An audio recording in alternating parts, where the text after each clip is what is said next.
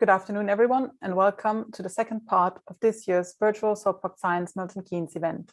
I'm Dr. Barbara Kunz from the Open University, and I'm going to lead you through this afternoon's session.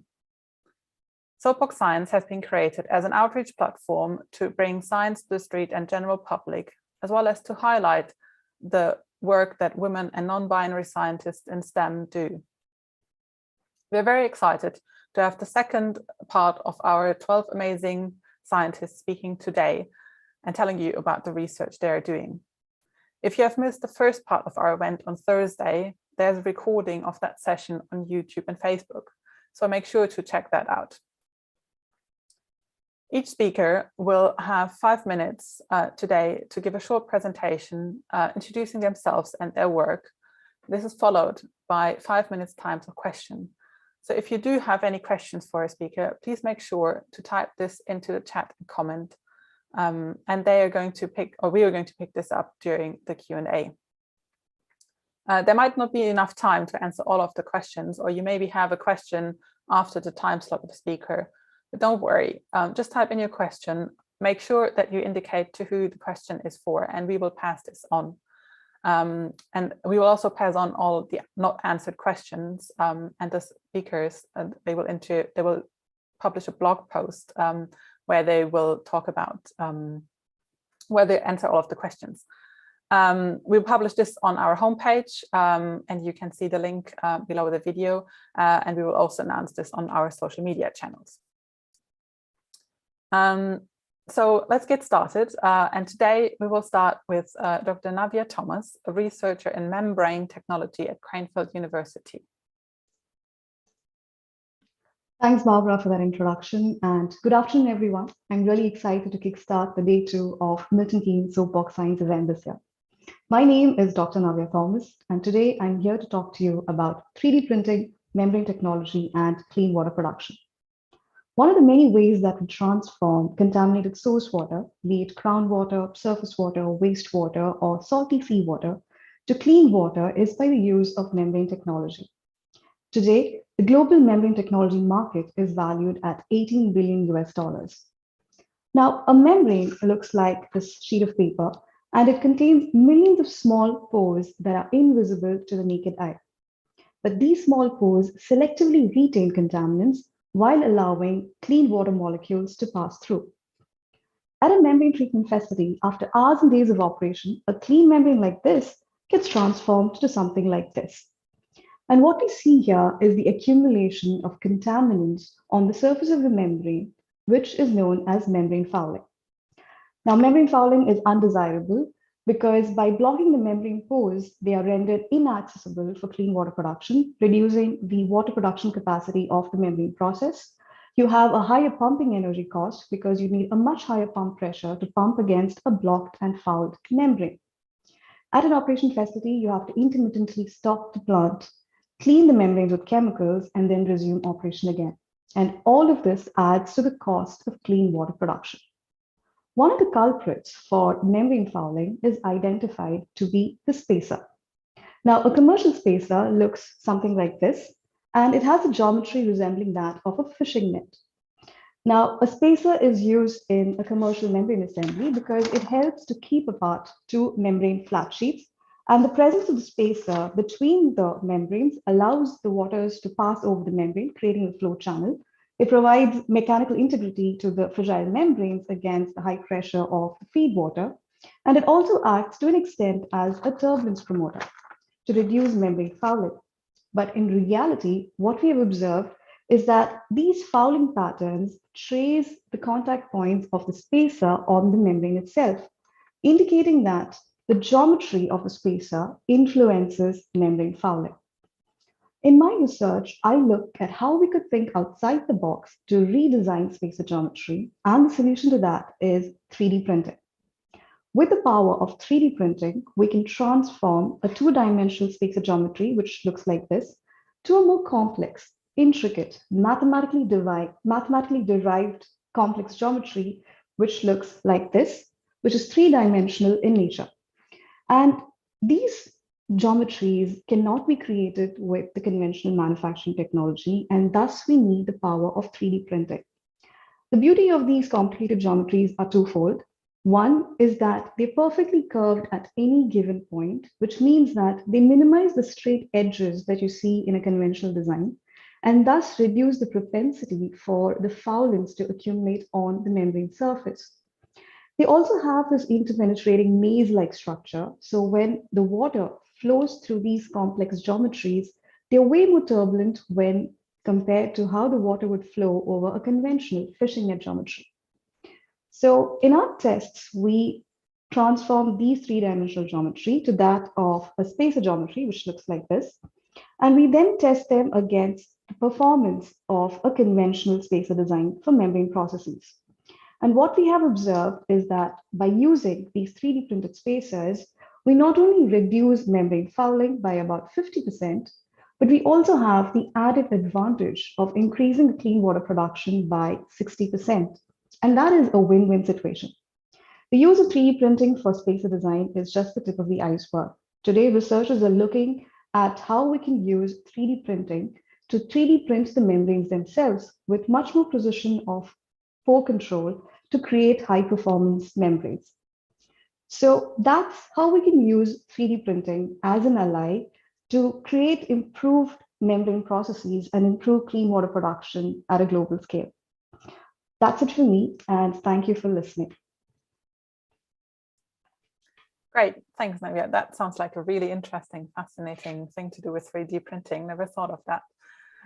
Thanks for your presentation, and I'm now going to hand over to Sophia to ask some questions. Thank you, Barbara, and thanks a lot, Navya, for that really interesting talk. The first question is, these 3D materials that you are developing, what sort of water filtration systems would we normally find them? Are they kind of for community water supplies, or are they for smaller things like air conditioning units or boiler systems? So we've tested them for across all scales. So the membrane technology itself, you can divide them into different membrane processes depending on the pores that you use. So you have microfiltration, ultrafiltration, or reverse osmosis for seawater treatment applications. And these are designed for large scale membrane applications. That's the final objective, where you would have membranes in a commercial setup, and you would also have spacers that are used at a commercial scale. Okay, that's great. And these 3D printed materials you design, are they already available in the market? Or if not, how soon do you think we could see them in a commercial setup? That's an interesting question. So we have filed a patent for these designs, and we have interest expressed by commercial entities who want to test them at a commercial scale. So all the tests that we've done so far are at a lab scale. So the natural progression would be now to do a pilot scale study and then a commercial scale study. So hopefully in the coming years, we should have a viable commercial product that's cost effective as well. Well, looking forward to that. So are they quite durable, these new materials, compared to what we normally use now? Right. So again, it boils down to the choice of materials. Today, we're talking about a printing technology where you can choose from an array of 3D printing materials. So when we started off initially, we did hit a rock bottom because the choice of material that we had made would just integrate the spacer under high pressure. And then we had to go in and try and use polyamide, which is nylon, generally known as nylon. And that was able to withstand the high pressure for membrane processes. So today, you can choose from ceramic, metals, or plastic material to make these spacers, or 3D printed material for that matter. So depending on the choice of printing technology, the application, you can definitely come up with something that's durable and long-term. Brilliant. We get some comments on Facebook. People find it, Katrina says, it's really fascinating, all this science. What I'm interested in, all these, because you use different geometries for all these matrices you design. Where do you get the inspiration for all these different geometries? Oh, okay. I'm really happy that you asked that question. So interestingly, these are mathematical geometries, and it has been known to the scientific community since the late 1800s. But manifesting those designs was not possible by conventional manufacturing technologies, and that's where we realized the power of 3D printing, because it's extremely complex. and you can't create them with the conventional manufacturing technology. So we have more than 40 different shapes, and researchers across the world are even trying different other designs. So you have somebody who's tested honeycomb structure, somebody who's taken inspiration from the aerodynamic wing design of a plane or wave structure. So, and that's the beauty of 3D printing, anything that you can think and imagine, you can create and prototype and test it for different applications. That's great. And one last quick question. Sure. Is 3D printing expensive? Would it increase the cost of these filtration systems? Right. So that is a touchy subject because a 3D printed spacer would now cost about 10 times more expensive than a commercial conventional spacer. But just to give you a background, in 1980s to print a material, which would take about 11 and a half hours, today we can do that under 6 minutes. So that just shows the growth of 3D printing and the advancement in the technology. So going forward, I think that we could match up to a cost-effective solution, but it will take some time. That's great. Thank you very much, Navia. Thank you, Sophia. Great. Thanks for taking the time to answer the questions and your presentation. And now we're going to have our second speaker, Dr. Chitra Balakrishna. She's an educator and researcher in cybersecurity at the Open University. Over to you. Hi, good afternoon, everyone. I am Chitra Balakrishna, and I'm an educator and a researcher in internet technologies and cybersecurity for over 20 years now. I work on technologies that enable computers to connect and talk to each other. But today's internet not just connects computers, but it can connect people, information, places, and even objects. Like, for instance, this smartwatch of mine talks to my mobile phone to say how long I slept last night. Or my mobile phone talks to my smart light and turns it on every morning when I wake up. While we have begun to conduct our entire lives on the internet, right from exchanging money, doing shopping, learning, entertainment, and even trusting it with the most intimate aspects of our lives, we've also begun to face some of the dark consequences of the internet, such as the ransomware attacks, cyber crimes, falling victim to online scams, etc. In today's digital world, knowing what to do and doing what it takes to protect your information and yourself is not an option anymore, be it a small company, a large organization, a common person, or even your 8-year-old who spends a fair amount of time on the internet. So cybersecurity today touches upon every person's life.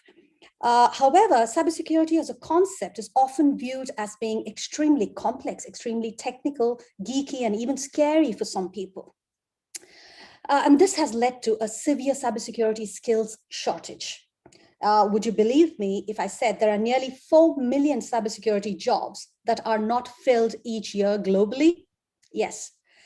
So there is a dire need to change the way we teach cybersecurity. There is an urgent need to demystify cybersecurity for the larger population. Now, how do we teach cybersecurity, or for that matter, anything in our universities today? Like this. Sorry, like this, actually, right? In lecture halls and lecture theaters. And guess how we taught our students 100 years ago? Like this, in lecture theaters and lecture halls. The world has changed dramatically over the last 10 years, yet the way we teach has not changed much at all. It is this that has fueled my passion and research, especially during the last few years now. Cybersecurity is not just about knowing what to do, but actually doing the right thing every single time, even if it means modifying your behavior. I am inspired by Diane Ackerman's quote that says, "Play is the brain's natural way or favorite way of learning." Research shows that games influence human behavior much more than any book or instructions. Now, how do we learn some of the most basic life skills? For instance, swimming. Not by reading about it, not by listening to a lecturer or an expert talk about swimming, but actually doing it by actually swimming. And what motivates young children to learn to swim? They don't want to learn to swim simply because it's an important life skill to have. They want to swim because of the sheer joy of swimming and being in water. The same should apply for learning. It should be, learning should be done for the sheer joy of learning, and the skills and the knowledge you would acquire should merely be a natural consequence of that joyful learning activity. In my work over the past 5 years, I have developed cybersecurity games to teach ethical hacking techniques for 20-year-olds at the university. I've also developed games to teach basic cybersecurity skills to adult learners aged between 40 to 65 years with no formal degree or qualification, with no digital experience or skills. And learners from across these age group, have vouched that game-based learning is not just enjoyable, but is highly engaging. They've even gone on to claim that they retain what they've learned better by playing the games than they would have by reading books. Games are indeed the new books. The games that I have developed have a story-based narrative, a role play, strategy, and all of these impart the learners risk-taking, persistence, attention to detail, problem-solving. All of these behaviors are ideally suited for effective cybersecurity training. Last but not the least, game-based learning offers the learners a safe place to learn by trial and error, where they are not penalized for failing, where they can learn without the fear of failure, where every learner has the opportunity to experience success, the joy of success, which our current education methods unfortunately don't offer. That's it from me. Thank you for listening, and here's to joyful learning. Indeed, thank you. That was really fascinating and I think really important. I'm sure there are like lots of questions. Yes, they are. So thanks a lot, Chitra. I'm sure we're gonna start getting lots of questions both from Facebook and YouTube, but I'm gonna start with, is there a risk that, when we think of games, that learners might not take it seriously, take the learning seriously, because we don't take games that seriously, we focus more on the fun of it. So is there such a risk, especially with such complex topics like cybersecurity? Yes, I think it eventually boils down to the mindset. Obviously, we can't break down the current teaching and education system and build it from scratch. We have to build from where we are now. It's a basic requirement of change of mindset. It's always, ingrained in us that learning is not fun, or if you're having fun, you're not learning. Somehow don't fit in the same situation or sentence, even for that matter. So it's a change of mindset, A. Two, I think it's about offering alternate means and channels for people to learn. If there are learners who are better at learning in traditional methods and means, we already have, plenty of resources to offer, cater to them. It's about those learners who have an entry barrier in learning through conventional methods. We need to get them on board, and the digital natives, as we call them, the millennials who are exposed to digital media and multimedia right from when they were born, have their brains wired differently. They are triggered by multimedia, not in a singular teacher-focused lecture-based medium of instruction. Wouldn't possibly work for those digital natives who are exposed to multimedia and learning from a variety of simultaneous medium. So I think it's a matter of offering an alternate medium and breaking those entry barriers for those learners who may not be able to effectively learn using a traditional conventional method. That's really interesting. So based on your experience and your research, when developing such a game, what is more important, appealing to the player or make sure there's an effective teaching there? That is the key challenge of any game-based learning methodology. Making sure the learning intent is the core of the game is key.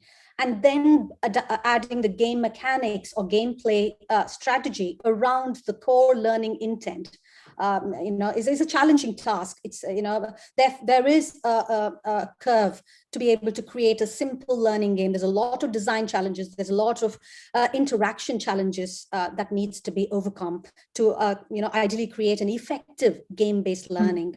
We are a long way. There's plenty of research. The work that's happened in the last 10 years is only a tip of the iceberg. There's plenty of work, both from behavioral scientists, psychologists, artificial intelligence experts. They could all come together to make learning more natural, intuitive, and joyful, and offer that intrinsic motivation to learn, and break those barriers for learning. So it's still a very early stages, but yeah, keeping the learning intent at the heart of any game-based learning is the key. That's great. And I have a final question. With technology rapidly advancing, and of course we get new cybersecurity threats all the time, and fraudsters, keep coming up with new ideas all the time on how to trick us. How easy it is to adapt these games and kind of update them as we go along to make sure we are up to date with the latest threats? Absolutely, that is going to be there is a challenge in terms of time-related challenge in keeping the content up to date in such a fast pace cybersecurity world. However, if you're training cybersecurity professionals, the techniques and tools are still the same. There may be various challenges, but the tools and techniques, the underlying principles, cybersecurity principles, still remain the same. So if you're training cybersecurity professionals, games are a great way of training them, particularly for ethical hacking techniques, where we need a safe place to learn those hacking techniques, to think like an attacker, to be able to defend and protect from those attacks. So it really works in those areas. But if you're talking about awareness creation, security awareness creation, again, there needs to be, because there are new threats and risks happening each day, new attacks emerging each day. So you need to adapt the games, to such a fast pacing, that is a challenge, yes. Fantastic, fascinating. We all need to play more then. So, yes. Thanks a lot, Chitra. Great stuff. Yeah, thank you. I'm sure we could fill like a whole hour, but I'm afraid we have to move on. But if there have any been questions that haven't been answered, then Chitra will take the time and answer them, and we will publish that in a blog post. So thank you. Thanks a lot for that great talk. And now we have our next speaker, Amy Withers. She's a PhD researcher in insect molecular biology at Lancaster University and Rothamsted Research. Hi everyone, I'm here today to talk a little bit about some of my PhD research, which has used DNA and RNA to learn more about crop pests. So crop pests are a real global problem. They can result in millions of tons of food to be lost and huge economic burdens as well. And we're interested in one crop pest in particular, which is called the fall armyworm. And despite what its name suggests, this is actually a type of moth. And you might be thinking, this is quite a small moth, and how can this small moth cause so much damage and become such a global problem? And the reason for that is that because when it is a caterpillar, it will eat millions of tons of food. For example, in Africa, it's expected to lose up to 20 million of maize per year from this small caterpillar. And this is particularly interesting because the fall armyworm is actually a type of invasive crop pest. And this means that it's new in Africa. So before 2016 in the Americas, it was a known crop pest. However, in 2016, it reached Africa for the very first time. And since then, it has rapidly spread across the whole continent. And then it also spread into Asia and Australasia as well, which is why it's now considered quite a global problem. And one of the reasons it spread so quickly is through rapid flight. So once the moths have emerged, they can actually fly up to 300 miles before they lay their eggs. And about 300 miles is the distance from London right up to the Scottish border.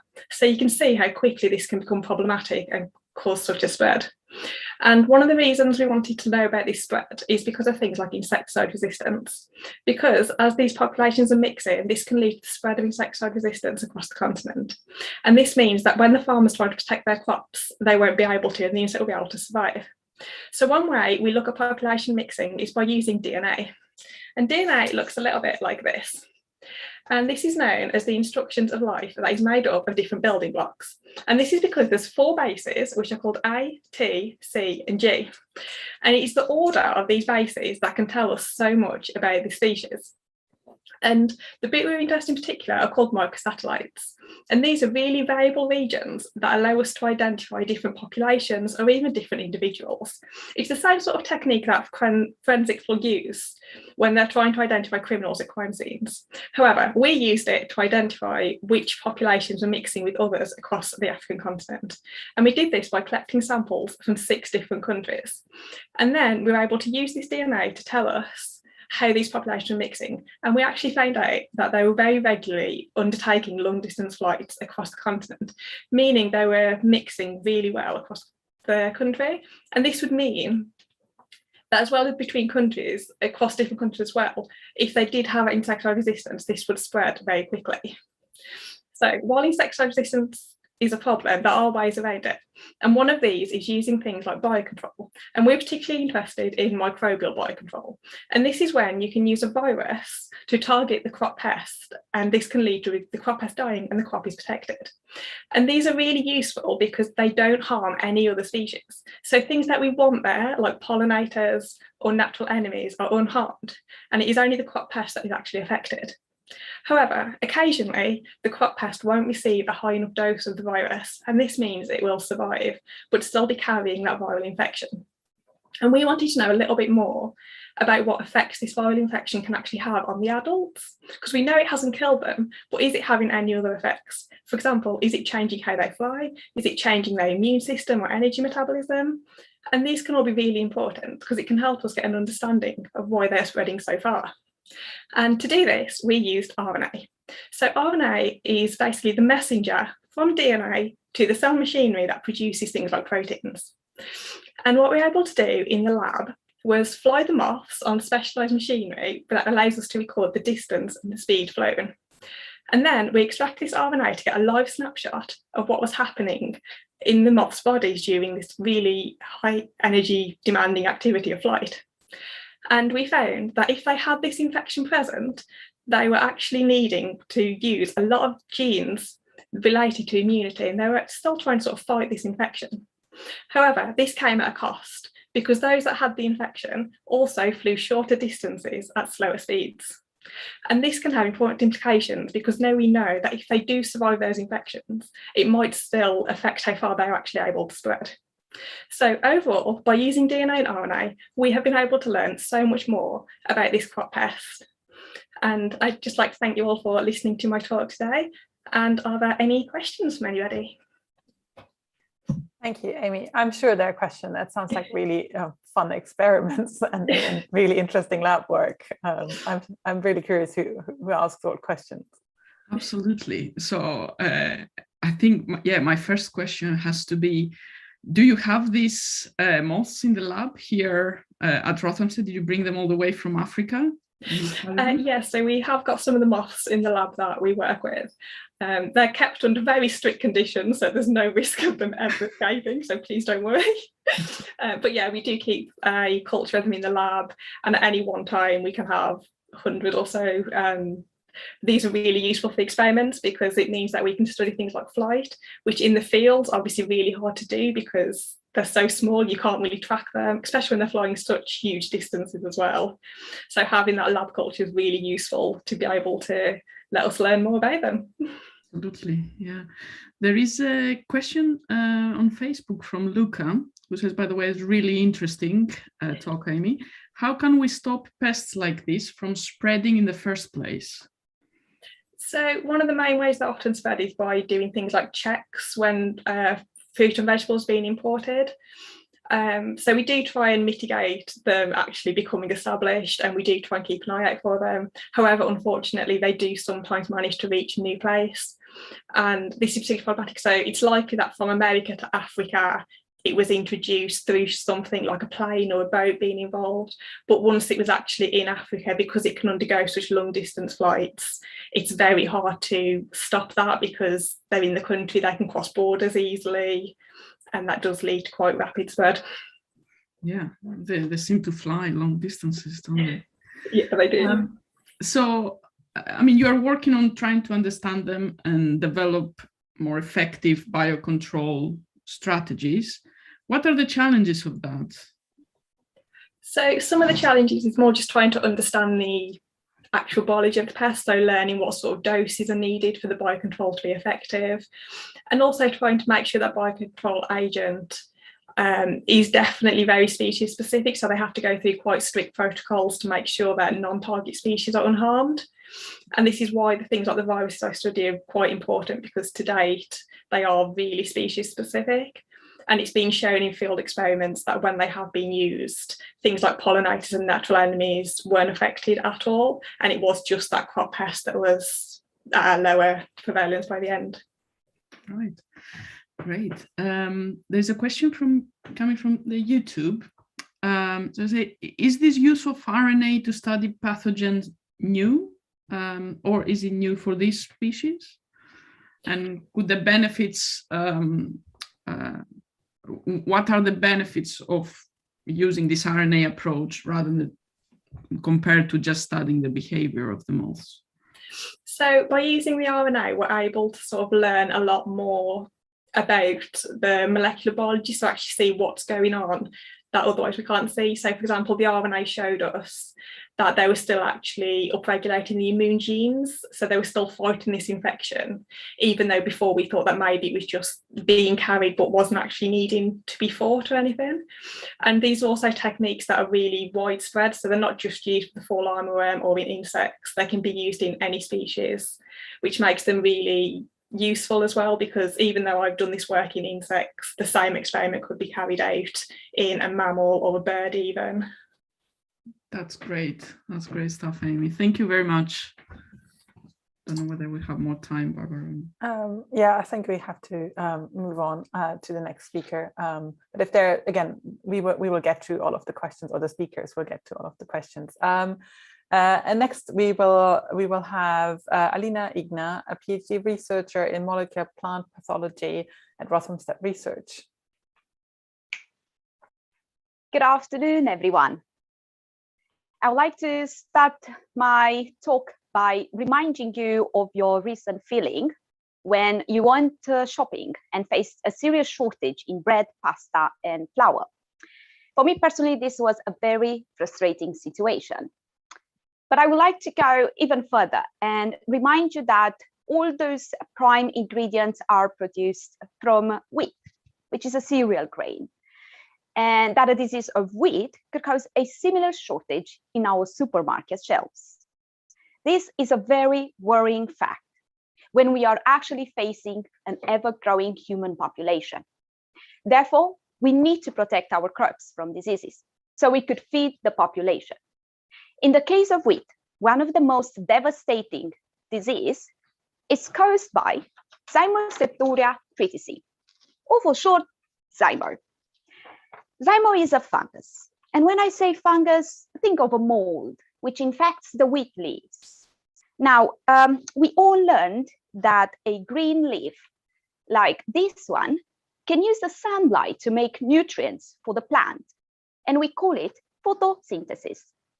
But Zymo causes this type of lesions on the surface of leaves, which reduces the photosynthetic capacity of wheat. And this could cause up to 50% yield losses. Currently, farmers across UK and Europe use almost 70% fungicide applications annually to combat this disease. But sadly, Zymo started gaining resistance to this type of chemicals. With these worrying facts in mind, we need novel ways to try help wheat fight off Zymo. And this is where my PhD research work comes in. I am using a plant called tobacco, but not the tobacco that you smoke, which recognizes Zymo. And I want to fish out the immune components from it, which recognizes Zymo. But before we dive in into the strategy that I am using to do so, I would like to highlight some important aspects. When we do have a microbe that is causing a disease, we call it pathogen. In our case, Zymo is a pathogen. Now, this pathogen, in order to infect the plant, most of the times, it uses some tiny molecular components, which are called effectors. But on the other side, the plant can detect these effectors through immune components, which are called receptors. So effectors are bad, receptors are good, and receptors can detect the effectors. Okay, but now something more interesting happens in a plant. The plant receptor sometimes needs a body to form a complex to fully make the plant aware of the infection. And the main difference between a body and a receptor is that the body has this wiring system, I think of a conductivity, which can send a signal to the plant saying, hey, we are infected, start defense response now. So how can I use this knowledge to identify an immune receptor recognizing Zymo? Well, I can basically use the body by making it my bait, and I'm adding a yellow tag to it, just like this one. Now, in a real scenario, what happens is that the tobacco plant has an unknown receptor that recognizes the Zymo effectors, just like that. And upon recognition, the body comes in to help send the signal to the plant and install the defense response. And this is the moment when I come in with my fishing rod. And I'm using this yellow bit to attach to the yellow bits of my bait of the body. And this is how I can scoop it out as a whole complex. So basically, this is how I use the strategy to fish out immune receptors that recognizes Zymo. And I can now be able to potentially help with by, for example, burying him the receptor, or I could even better, perhaps expand this topic in the upcoming question session. Thank you so much for listening, and I'm happy to answer any of your questions now. Thank you. That sounds like really vital research you're doing there to keep us in pasta and bread and cake. I'm sure people have questions for you. Yes, Sure. we have a lot of questions. Thanks, Alina. It was really interesting, but as you said, maybe we can expand a little bit more in the questions that people are sending. The first one is, if this pathogen, this fungus, is it a global problem, or is it more focused maybe in the UK or some other places in the world? Well, I could say it's global, but it's predominant in the UK and Europe, because also it relies on geographically aspects and also the climate conditions, such as humid, kind of like when you have autumn or cold winter, kind of like especially wet winter, such as in UK, Germany, France. So we actually have more problems concentrated in these parts of the globe. That's great. Thank you. We have a question from Facebook from Luca that is very encouraging. He said he loves the models, and he's asking, what part of Zymo do you expect the immune receptors to recognize and bind to? So the immune receptor from the tobacco plant that I'm using, this will require a little bit of background, but I will try to be super quick. In plants, most of the time, we have a receptor that already, I think it's still on. So basically in plants, we either have a lonely receptor that will need a body, but sometimes what happens is that this wiring, basically, if I take it from here, oops, I just run it and I attach it here. We could also have receptors that they already have in the wiring. So it could already by itself detect and then send a signal by itself. So basically it could do two jobs in one. But in the case of my research project, because I'm using this molecular bait, is because the research has found that without this body inside the plant, the immune response cannot actually be triggered. So basically, that's how I know that I would expect a receptor that it's in need of the body, because he cannot have the wiring by himself. I hope I answered the question. I think so. I think it was very clear. I think the models are really helping. There are also questions from YouTube. So I'm just gonna fire it away. How many immune components from the tobacco plant are needed to be transferred to give the most resistance response of wheat to zymo? Is one enough? That is a good question. Okay. Could I make a big example? We have this pandemic. We have the COVID. You get just one injection is not enough. You need the second, and then you need a booster. So it's pretty much, I would suspect, most probably, this is what happens also in immunity in plants. They will need not just one receptor, they need 1, 2, 3, and maybe we're gonna be an army. But if I could go even deeper into that, in tobacco at the moment, my research project, it's focusing at the moment on the strategy. And I could scoop out one receptor. That could actually potentially could reduce the virulence. When I say virulence, I mean how bad the pathogen can infect the plant. So it can reduce that by a small percentage, but not necessarily make it resistant, I mean, the plant. So the research has already found, just to give you an idea in numbers, 63 candidate effectors, but only a couple of them, like dozens of them, are relying on this kind of strategy that I'm using on this body system.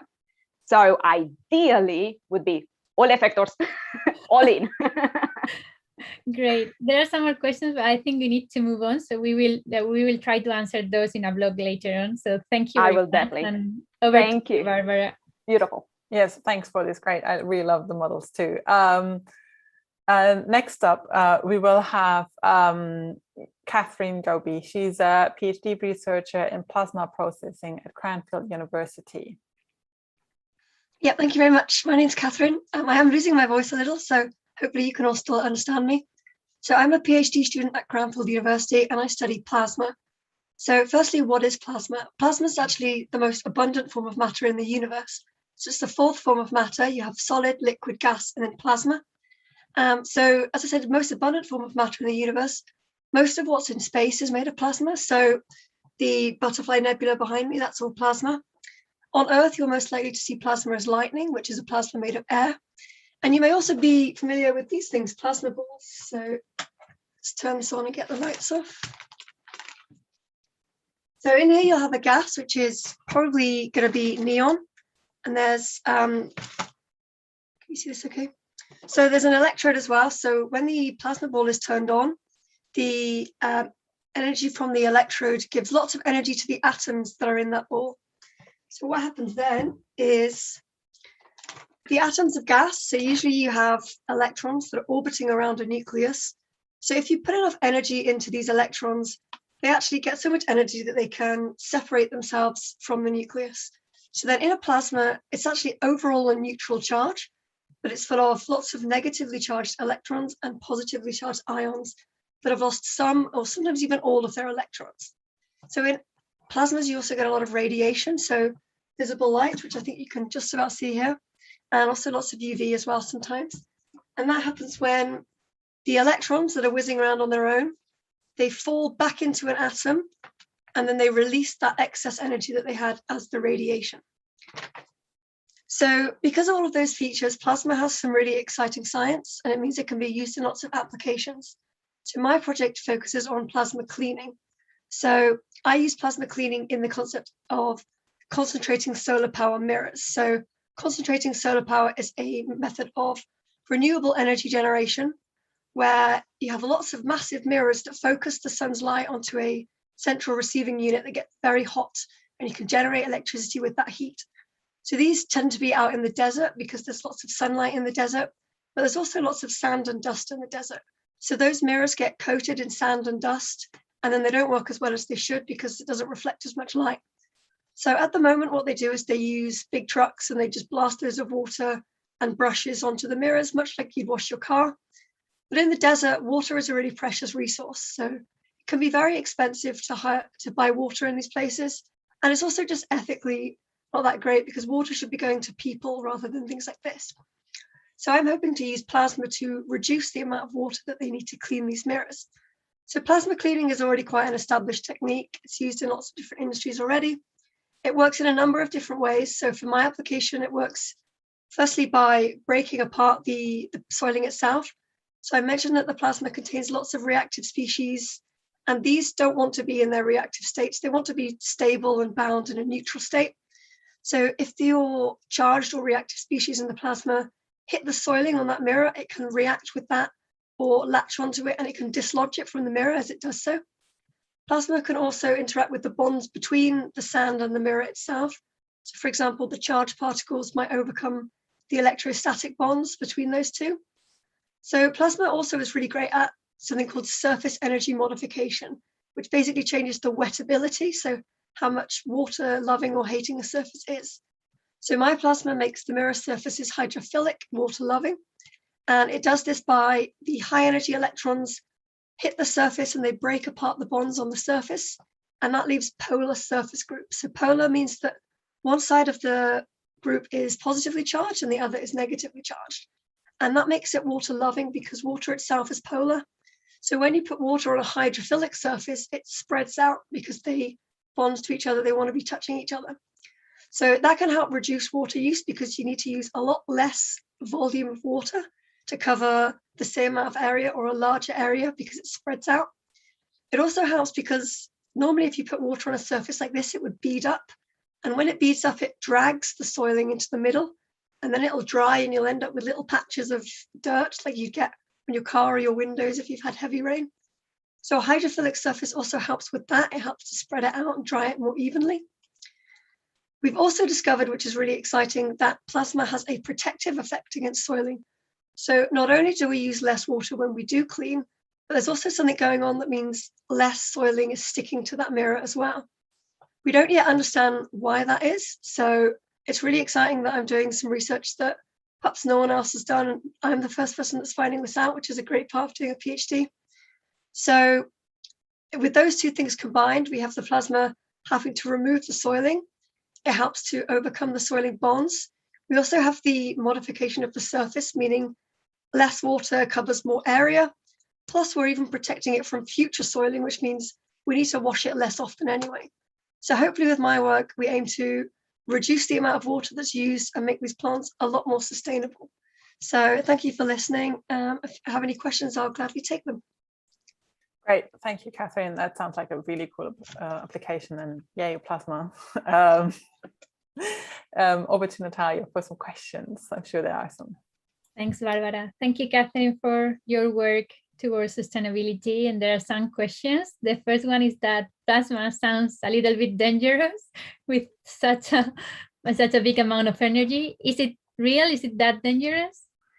Yeah, so plasma comes in lots of different forms. So obviously something like this is very safe, you can even touch it. Most plasmas that are used in industry are, they're very hot, very high energy, and you wouldn't be able to use that on a mirror because it would crack it or melt it. So I use something that's called a non-thermal plasma. So the energy is all in the electrons rather than the heavier ions. So you can actually use plasma. They have some medical devices that use plasma. So you could, stick your hand under it if you wanted to. So you can get low temperature plasma, which is what I'm using. It does generate lots of UV sometimes. So you have to wear goggles, or in the lab, we have it in a special enclosure.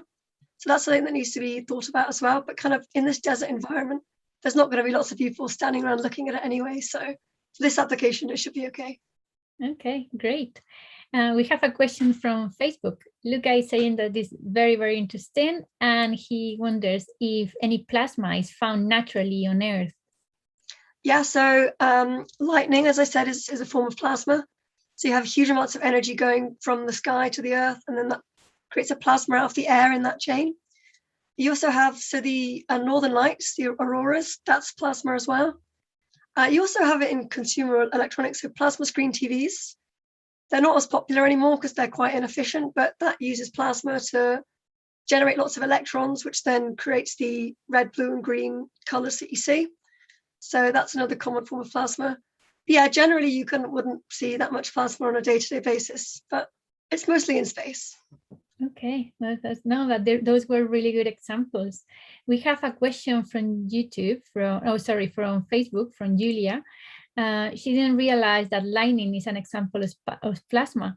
Does that produce UV light too? Yeah, it probably does. But I mean, lightning doesn't hang around for very long, and you'd have to be quite lucky to be looking directly into it. But we have a lot of UV exposure to our eyes anyway. So most cataracts are actually caused by UV exposure. So if there is a lightning storm, you can look at it, that's okay. But I wouldn't recommend just staring into an electrical discharge. Okay, that makes sense. We have another question. How easy is it to make a plasma in the desert instead of the lab, for example? Yep, so I use a type of technology called dielectric barrier discharge. And it's a very robust technology because it's just an on-off operation. Some plasma torches are very kind of delicate. They have very precise conditions under which they operate. You have to tune them. It can take a lot of time. The advantages to that means you can have very energy efficient plasma. So you can have kind of 0.1% reflected power, so 99.9% efficiency. With my technology, it's not as efficient because you don't have any of those tuning capabilities. But it does mean that you can generate plasma under pretty much any conditions. You can also generate it from the air, which is really important because you don't want to have to be buying lots of bottles of gas to use. You just need a compressor and a filter, and then you can just pull air straight from the atmosphere, push it through, and you'll get a plasma. Okay, that sounds pretty interesting too. There's like a few questions around that. You've mentioned it a little bit, but maybe you can expand a little bit on it. If you need a lot of energy to produce plasma, because you've mentioned the efficiency, but maybe you can expand a little bit on that because there are some doubts around that. Yeah, so it's really important that we don't save energy with the solar plant and then just use it to generate plasma. So we are working on increasing the efficiency. There are ways that you can make my technology more efficient. So my industrial sponsors just provided me with a new torch, which is more efficient. So it is important to have that balance between the energy that you generate through the solar power and the energy that you need to generate the plasma. So you're absolutely right. We need to make sure that we're doing it as efficiently as possible. Okay, thank you very much, Catherine. It was really, really interesting, and good luck with your PhD. And over to you, Barbara. Yeah, thanks. Yeah, thanks, Catherine. That sounds like I'm really fast. I have so many more questions. But we have to move on to our last speaker. And last but not least, we have Sana Ahmed, a PhD, a researcher in environment and waste management at the Open University. Thank you, Barbara, for the introduction. Good afternoon, everyone. I'm Sana, and today I'm going to talk about food, specifically the food that we throw away. Remember that time you threw away your half-eaten sandwich or that bowl of leftover pasta that's been sitting in your fridge forever? And what about that long forgotten bag of salad waste that had to go straight from the fridge into your garbage bin? Yeah, we all have been there, done that. We are unknowingly contributing to one of the least addressed global issue, which is food waste. Globally, 1/3 of all food that we produce for human consumption is wasted, and that is worth over $1 trillion. However, alongside of gigantic amount of food waste, we have got enormous level of hunger. There are 800 million people in the world that goes to bed hungry every night. If we look here in the UK, we waste almost 10 million tons of food with a value of over 30 billion pounds per year. And it is believed that households are actually responsible for a larger portion of this. So what happens to this food waste after it throw away? Well, mostly we store in our household waste bins for a certain period of time, depending on local collection days, which is then collected by local authorities through refuse collection services and food recycling schemes.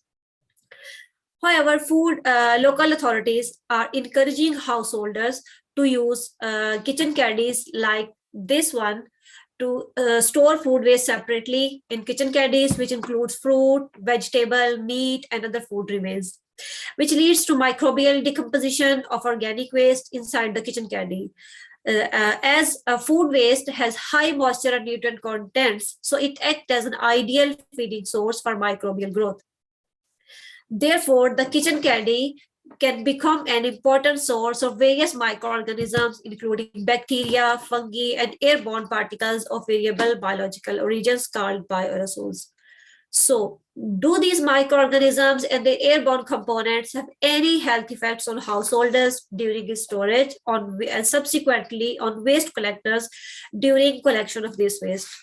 This is where my research comes in.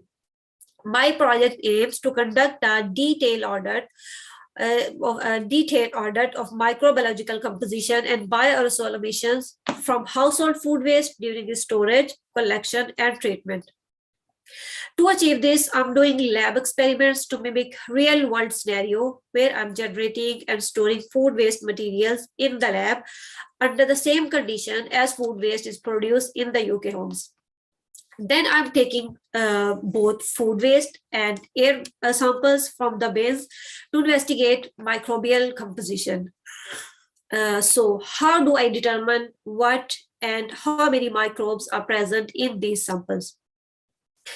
Well, firstly, I'm taking samples and quantifying them in the lab by using selective growth media, which help me to isolate and quantify target microorganisms.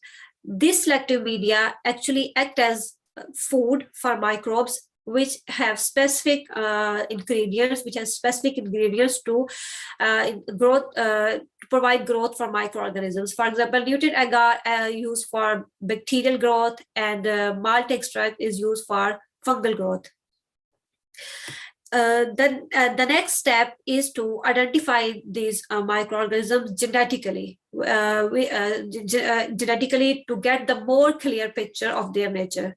For this, I'm using modern molecular techniques such as next generation sequencing.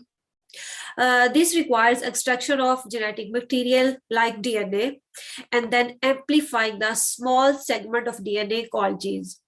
In the end, I compare the resultant data with already available genetic databases to identify the microorganisms. By identifying these microorganisms, it would be possible to know whether they can pose health risks to householders or not. So, why is this knowledge so important? It is important to act when we know what sort of microorganisms and pathogens are present in the food waste that can lead us to identify the causative agent of health hazards.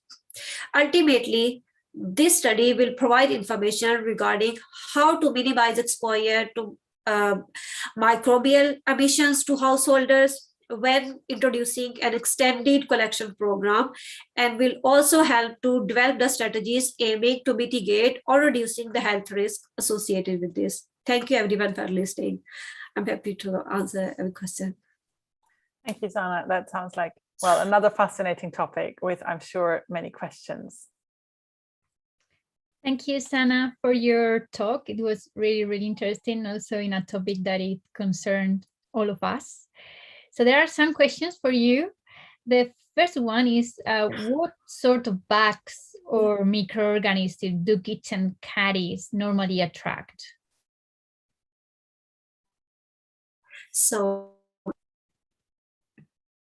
well, it depends on the nature of food waste. In UK, a common household food waste mostly of fruit, veg, salad, bakery, and kind of meat products and other remaining food products. So these food waste materials act as an ideal breeding source for various microorganisms, which include different kind of microorganisms, including bacteria, fungi, viruses, and other particles of various microorganisms. So my research is mostly focused on airborne microorganisms, because the bin has potential. Every time we open the bin and empty the bin, it has potential to release a microorganism into air, so we can get exposed to it. So the microorganisms I've been looking into, mostly they can cause serious gastrointestinal diseases and respiratory diseases. There are some microorganisms from Enterobacteriaceae family, like E. coli. I think all of you are familiar with E. coli. They can cause from light stomach cramps to even diarrhea and most severe stomach illness. And salmonella and some molds are also very important in regarding my research, because the molds spread quickly into the beans, and they speed the rotting process of food waste into the beans. So the most frequently mold present in the beans is Aspergillus fumigatus, because they can cause serious illness like asthma and bronchitis and other respiratory diseases. So these are the microorganisms which is mostly concerned, recording my research. Okay, that sounds a bit scary now. There is a question from Facebook from Emma, and she's asking, like, given these airborne pathogens that we can find, should we keep our food waste bins outside rather than inside the house? What do you think? Well, like as you can say, when we prepare food, we just peel and other things and we put into the caddies. But in the normal household, kitchen caddies is almost 25 liters.